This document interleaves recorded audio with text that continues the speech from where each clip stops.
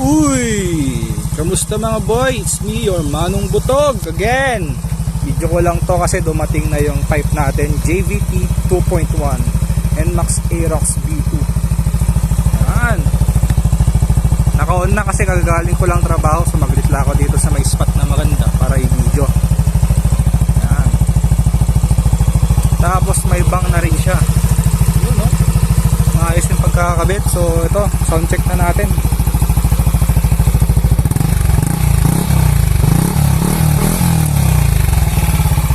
So ayun yung sound check niya mga boy. So compare natin sa stock. Ang stock is malutong. Tapos itong 2.1 na to is sobrang bassy, lalo na pagka tumakbo. And then ano ba? Elbow sinukat namin. Ewan ko kung accurate yun. Nasa 29mm. Ewan ko lang. Pero sabi nila ang elbow ng V2 at V3 at same lang. Tip lang pinagkaiba. Yun. Share ko lang.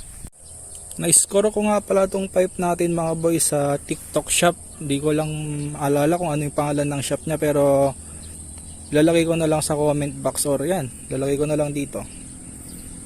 Murang mura. Tsaka naswertehan natin siguro sa mga coupon na yan. Sa halagang 5,050. Yan. Yan yung price ng ating pipe. Thank you mga boy. Ride safe. Sa susunod ulit.